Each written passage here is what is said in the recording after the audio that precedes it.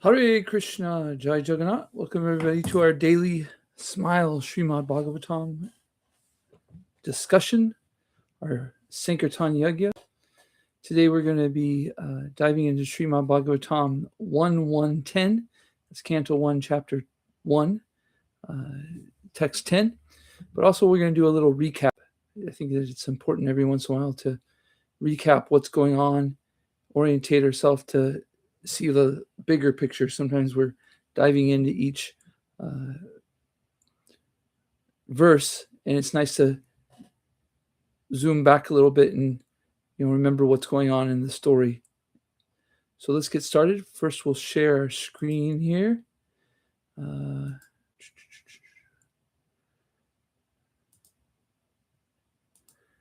then we'll share it on.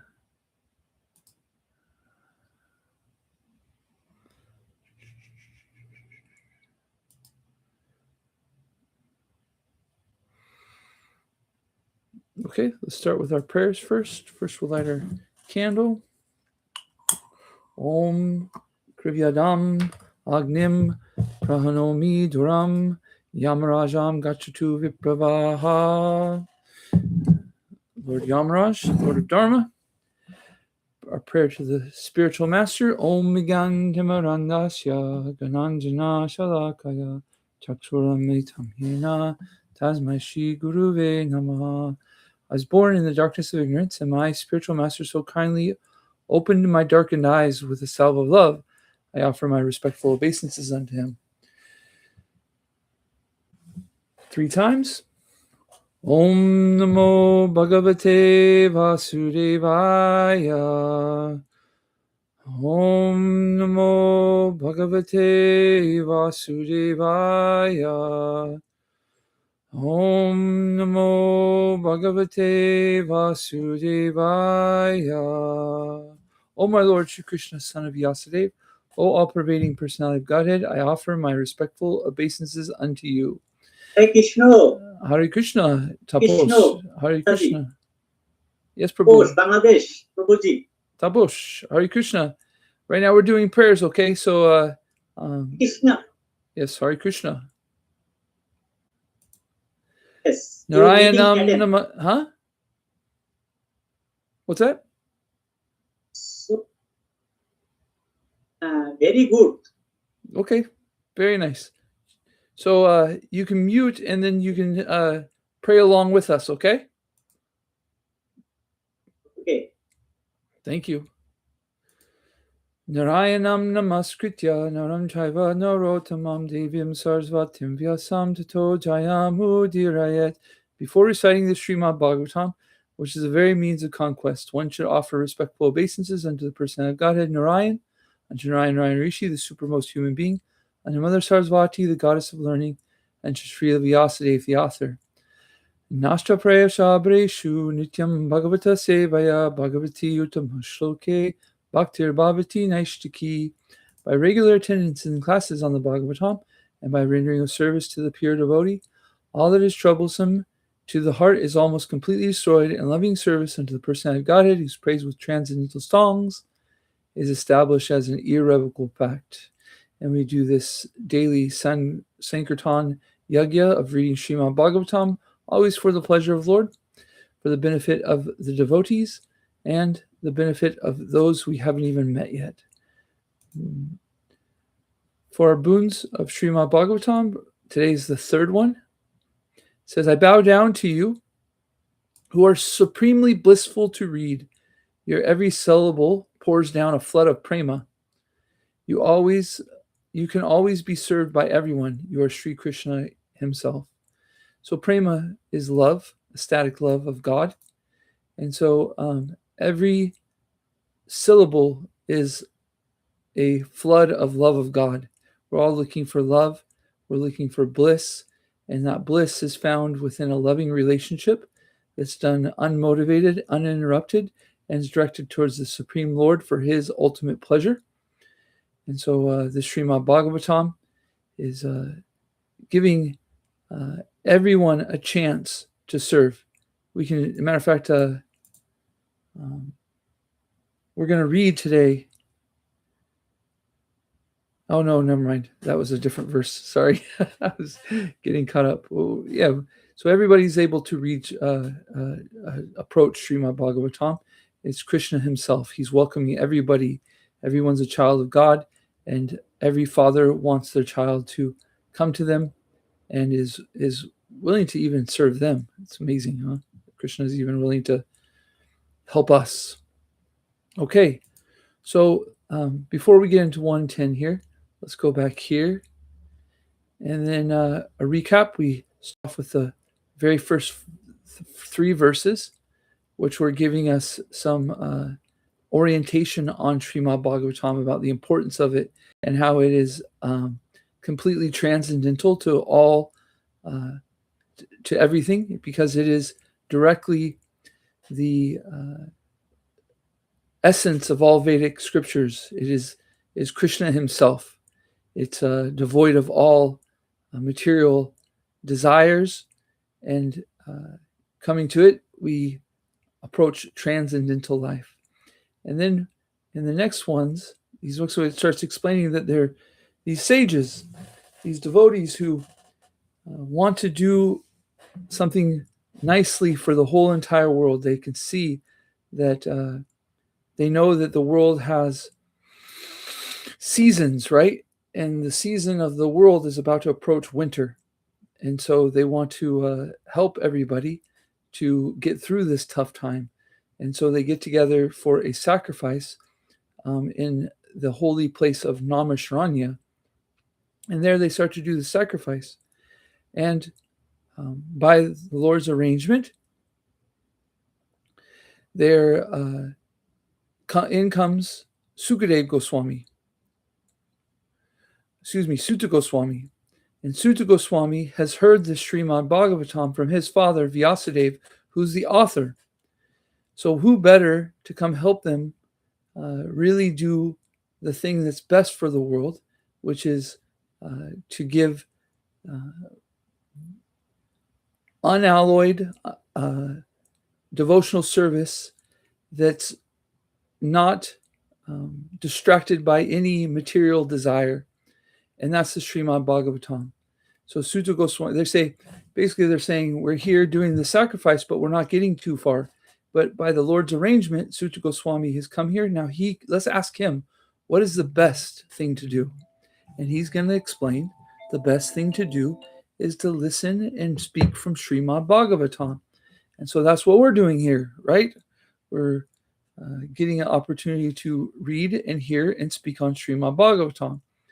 Pretty amazing, huh? Okay, so 110. Chapter is called Questions by the Sages. What was their first question? The first question is right here. Right here. Please explain to us in an easy, understandable way what ascertained to be the absolute and ultimate good for all people in general. Okay? We'll do the word for word. Prayena, almost always. Alpa, meager. Ayushaha, duration of life. Sabya, member of a learned society. Kalo, in the age of Kali, coral. Asmin, herein. Yuge, age. Janaha, the public. Mandaha, lazy. Samandya, matyaha, misguided. Mandabhagyaha, unlucky. He, and above all. Upadrityaha, disturbed. Prayanalapyasa sabya kulaveshme yuge janaha mananda sumanda matyo mandabhagyahe upadrityaha. Translation and purport by His Divine Grace A.C. Bhaktivedanta Swami Srila Prabhupada. O learned one, in the iron age of Kali, men always have but short lives.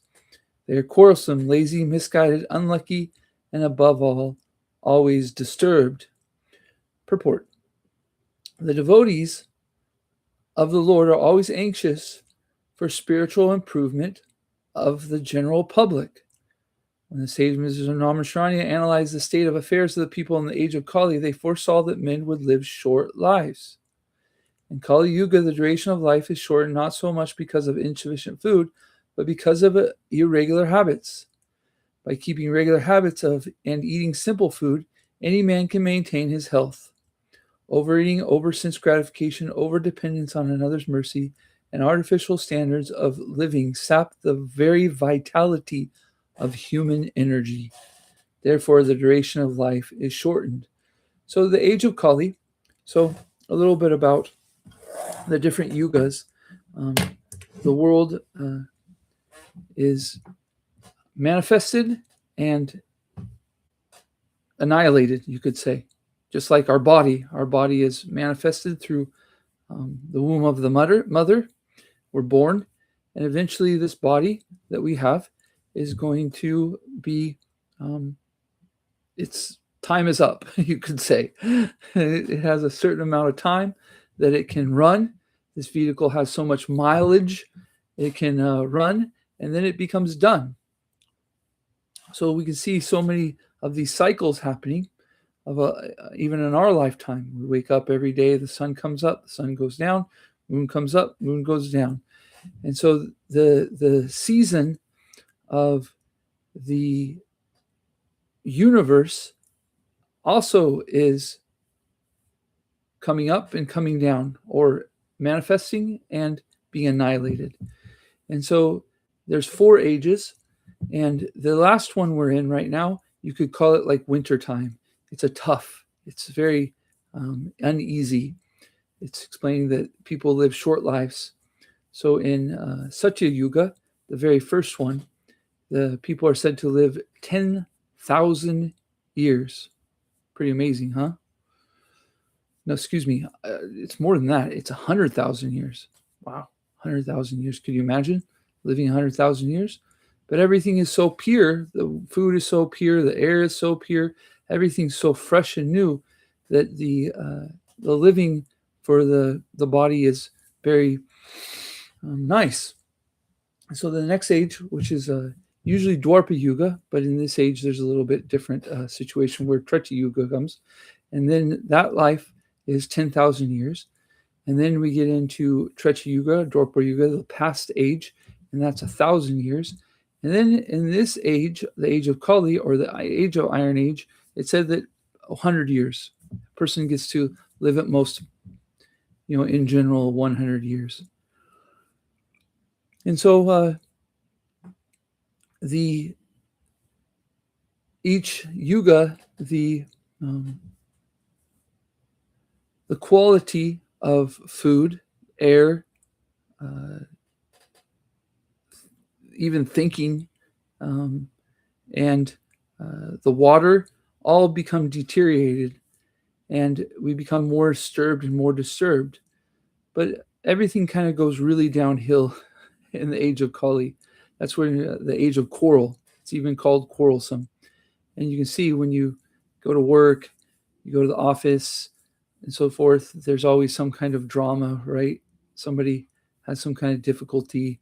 And so this is the age of Kali Yuga. It's a tough time. But there's one thing that's really astounding about this age, is although it's the toughest in the sense of living conditions, it's the easiest for spiritual conditions, meaning that if we commit and become resilient in our spiritual life, we can make the most progress.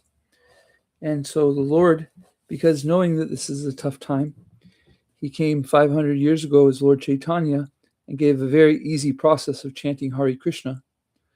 So he gave the Sankirtan movement, meaning glorifying the Lord in congregation, in togetherness. And the highest of the yajnas is chanting the holy name. And the Srimad Bhagavatam is Krishna himself. So every time we're chanting the Srimad Bhagavatam, it's like chanting the holy name. So we can be we can make lots of progress through this Bhagavatam by chanting Hare Krishna. It's Hare Krishna, Krishna Krishna, Hare Hare, Hare Rama, Rama Rama, Hare Hare. This is the Maha Mantra, meaning that all mantras that are been given, are to be given, and are existent now, are all within the Maha Mantra. And it's the easiest way to connect our transcendental life, to gain our relationship back with the Lord. So, quite often you'll see the age of Kali, this Kali Yuga being brought up. So it's good to understand what's going on, what the age of Kali means. It's a tough time, but there's a what do they call it? A inner lining of the situation. Let's continue. The people of this age are also very lazy, not only materially, but in the matter of self-realization.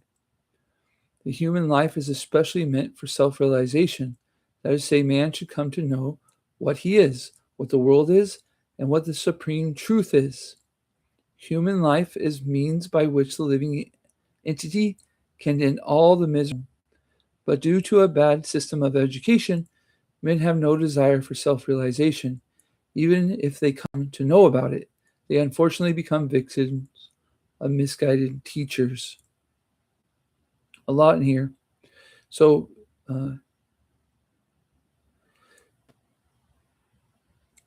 people are lazy.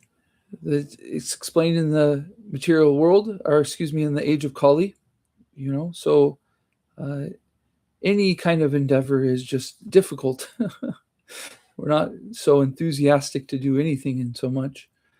However, even when brought the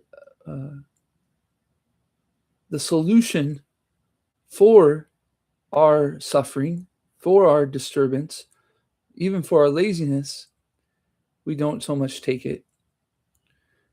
And so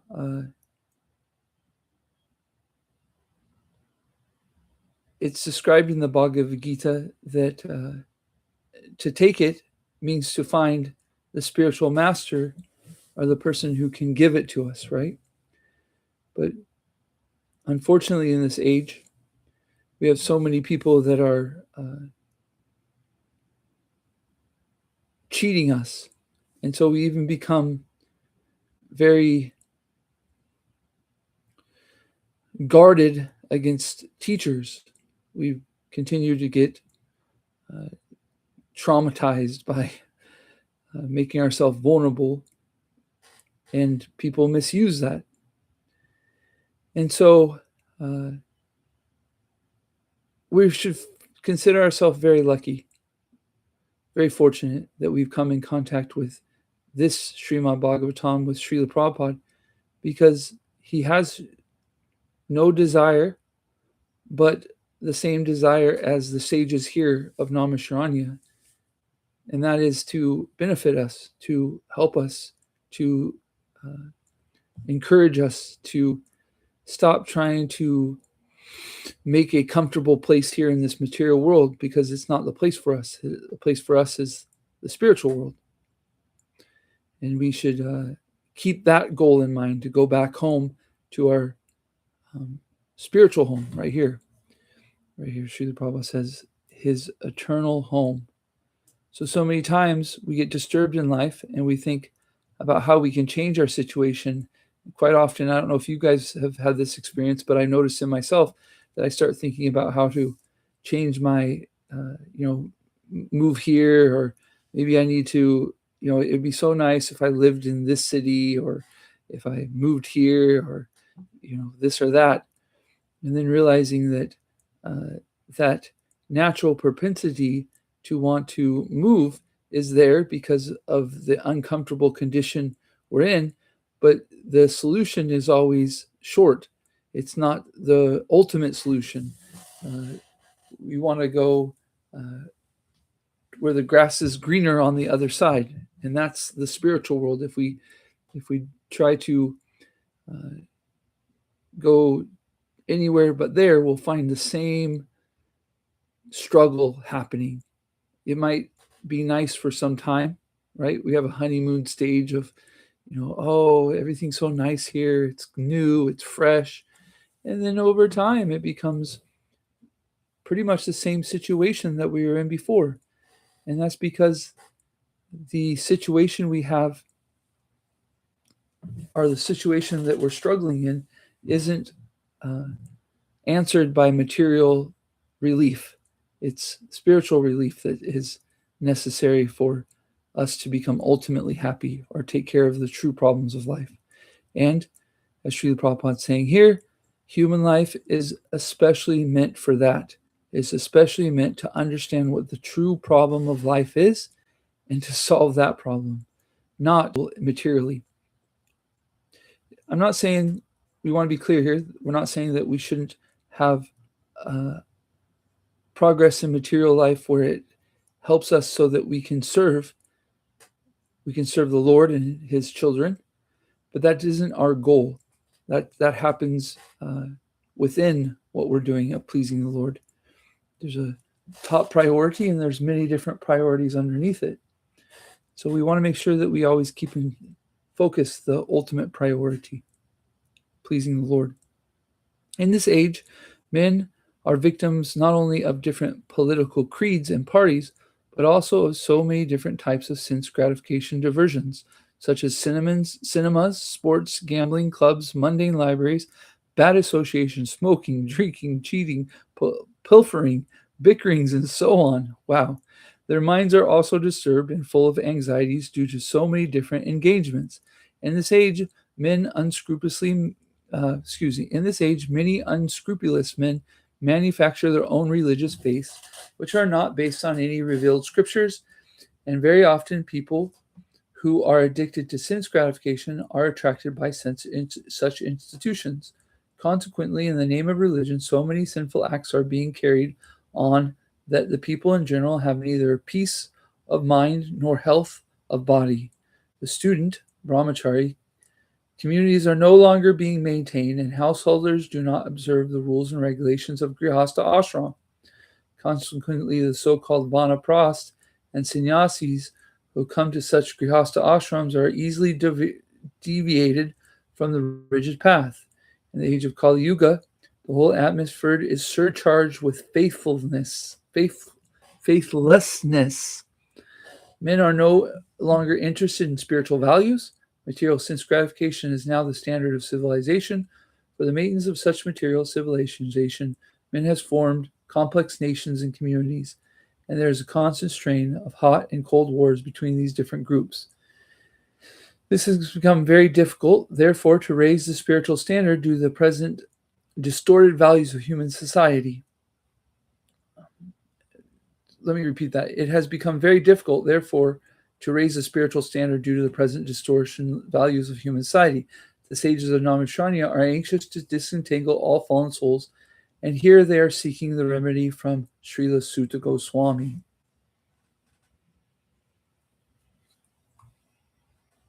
Quite a bit mentioned here. First, Srila Prabhupada gives this long list of things that are distracting us, are becoming priorities in our life that aren't meant to be priorities. They're actually disturbing and distracting.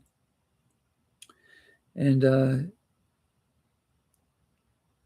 matter of fact, many people are engaged in trying to attract us to these things because they want some kind of gratification of the material senses. They want to become famous. They want to become wealthy based on people's weakness, which is to be attracted to material sense gratification. So we should understand that there's a principle being here that the things we do attract. So what are we doing and who is it attracting is a good question. Are the things we doing materially motivated and therefore we attract more material motivated circumstances and people? Or are we motivated for spiritual life and therefore we're attracting those things that are helping us in our spiritual life?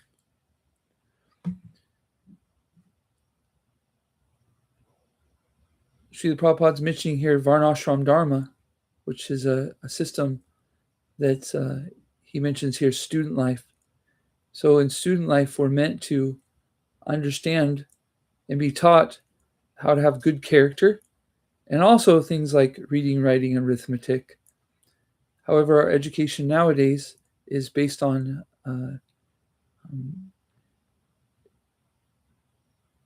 it's disinterested in teaching character.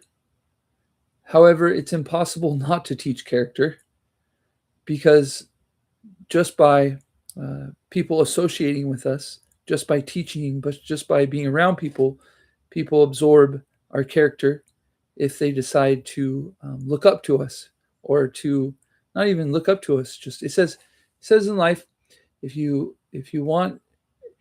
I want to know about you, I can look around the 5 people that you hang out most. And that's because we absorb the characteristics and the goals and the priorities of the people around us.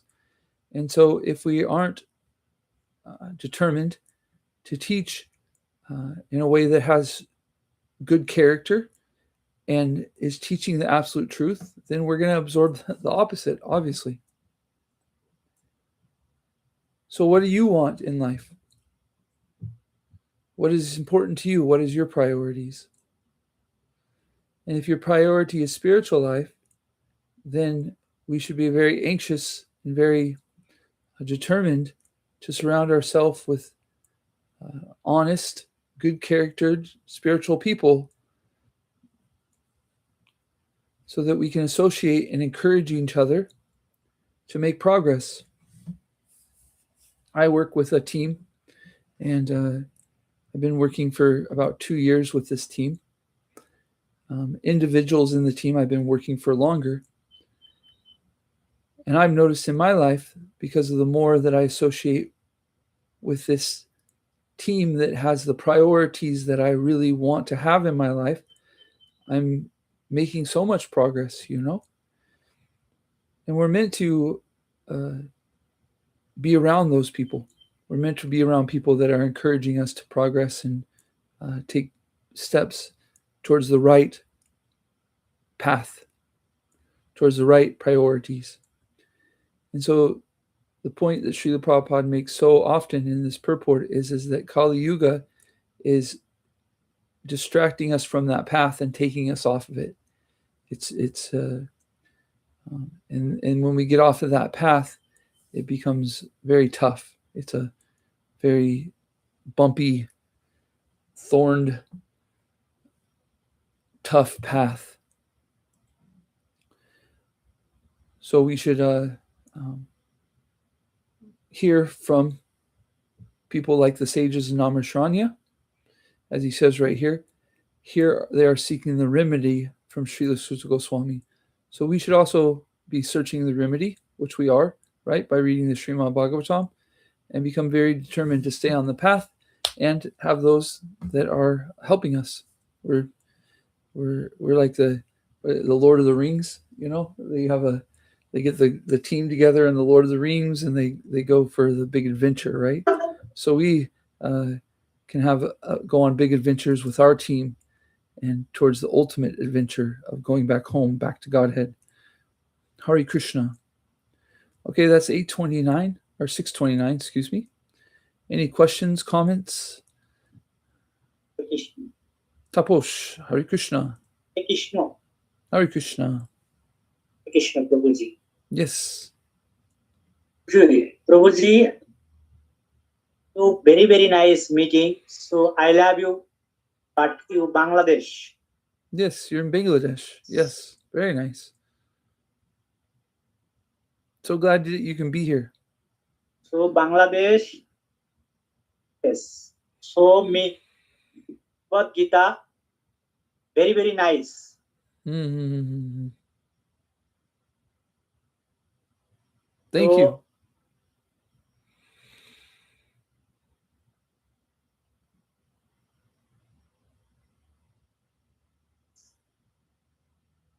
Okay. You're breaking up, or I can't hear you. Okay. Taposh, yes. To meeting you big time. So I love you. Say that one So more very time. nice. Thank you. I'm glad you're enjoying. I'm glad you're here. And yes, please keep coming and hearing Srimad Bhagavatam and join in all the other programs Yes. that we have. Yes. Next time, big meeting times. Okay? Okay. Namaste. Namaste. Namaste. Namaste. Hare Krishna. Yes. Hare Krishna. Hare Krishna. Thank you. Hare Okay, Krishna. everyone, have a good rest of your day. Thank you all so much for listening in to our Srimad Bhagavatam. You can be very confident that reading, hearing, and discussing Srimad Bhagavatam is the very best of priorities. It's helping us with that path. And Prabhuji, you take care. you too, Prabhu. Hare Krishna. Thank you, Prabhuji. Hare Krishna. Everybody have a wonderful Krishna conscious day. Hare Krishna. Thank you very much. Hare Bol. Thank you so very much. Prabhuji, you take care. You too. Thank you. Very, Hare very take Krishna. care. Hare Krishna.